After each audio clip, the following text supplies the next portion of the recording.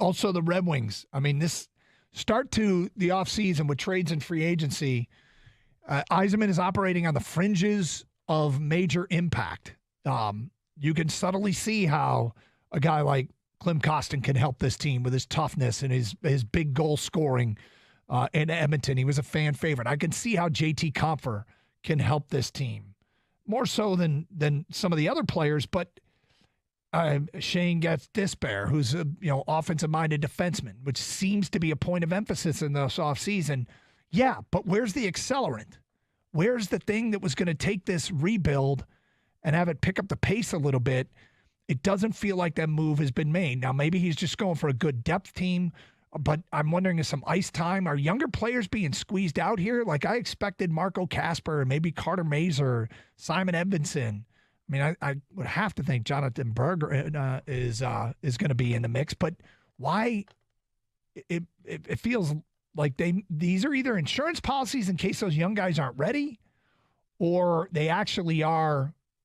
They're not going to make an impact. They're just kind of, the young players aren't ready yet, and that's the reality. And just because we want them to be ready doesn't mean you can just force them into the lineup. I don't know. But every discussion, when you look at it with the Red Wings, it's important to point out, still cap space, still not done. And if that big move happens next, it'll kind of be like and there it is.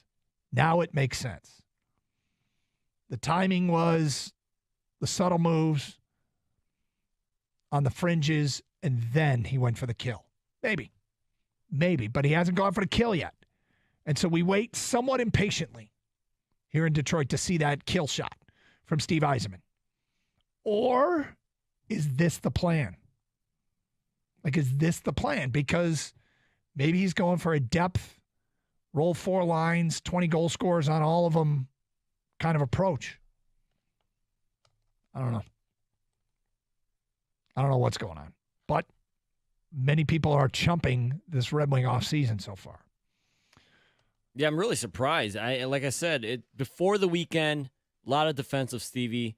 And, hey, this is a long process, takes years for rebuilds, the whole, everything we've heard before, right? And now after the weekend of, I guess, just these bunch of short-term deals for, like you said, depth guys. Maybe it's a bunch of, he's rolling 4 lines. He wants guys to play both ways. Yep. And now people have kind of turned on him, at least, through the feedback. I don't know next year. Is it a playoff or bust year for you, Doug? Because it seems like it for a lot of the fans. They've seen enough, especially, a year where the 8th seed made the Stanley Cup Finals.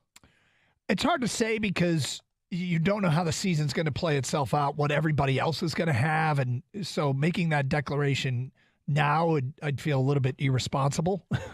I want to see how the East shakes out. I will say it's got to be another step forward.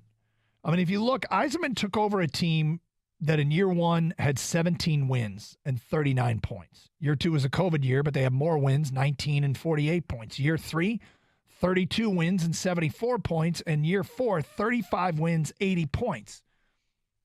Slow and steady, kind of a bit going from an awful team to a just south of an average team. It's got to continue. I mean, I guess it doesn't have to continue. I feel like if it doesn't continue, then there'll be legitimate. It won't be just fan pressure. There might be legitimate. He might legitimately be on the hot seat. But it's slowly trending in the right direction. It felt like with all the draft picks they've had, that the idea that this could be an offseason where they take a step forward. Yzerman has said it himself, though. We're continuing to hoard assets. And, I always think to myself, all right, if Yzerman's looking at his team saying we're headed in the right direction, but we're not there yet, this wasn't a great free agency class, and I want to be poised to pounce next year in the offseason, that's fine, but you can't blame people for growing impatient. If you're the Red Wings organization, you kind of have to understand. And the good news is it's a passionate hockey town. When you build a winner, I mean, it's maybe no place better to have a great team. But along with that passion comes impatience, which I think some people are justifiably showing now.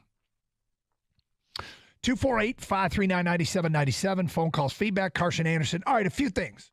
One, you can stream the show with the Odyssey app. Download it for your mobile device today, AUDACY. And that way, if you're traveling this week, you can listen to the station.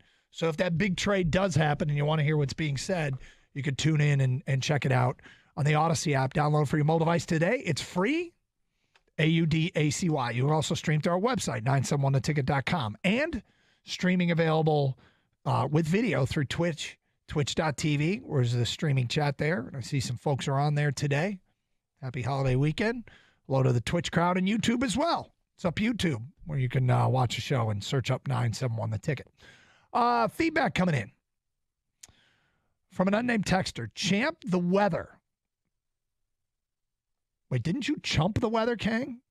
Yeah, that was me. Well, this is not my text. No, but I'm just saying, I'm saying, right, somebody's champing the weather. Yeah. And this person writes, for keeping the fireworks at a minimum so far. Hope it rains all month, LOL.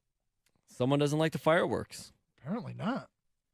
I get it, because actually as the older I get, the more understanding of like the less fireworks I can appreciate. But I'm also not one to rain on someone's parade, Doug. It's legal, within reason, within your city ordinance, within your subdivision rules, whatever it is, go for it. Do I like a ton of it? I got 2 small children. I don't have a dog. I know people with pets, don't like it necessarily. But like I said, within the rules, people are allowed to do what they're allowed to light off, then go for it. Chump, the Yzer scam. It shouldn't take 5 to 8 years to make the playoffs. Well, nobody wanted. I remember Kenny Holland's famous line that set Detroit off. Completely on tilt when he said rebuilds can take 10 years. And this one got off to a bit of a rocky start with what Yzerman was taking over. Like I said, 17 wins to 19 wins to 32 wins to 35 wins. But it really does feel like they should be a little closer. They should be. The acknowledgement here is that in Yzerman's own mind, he might be finding that they're not as close as we expect them to be, and so he's not going to force it. And then you get into, well, why aren't you closer?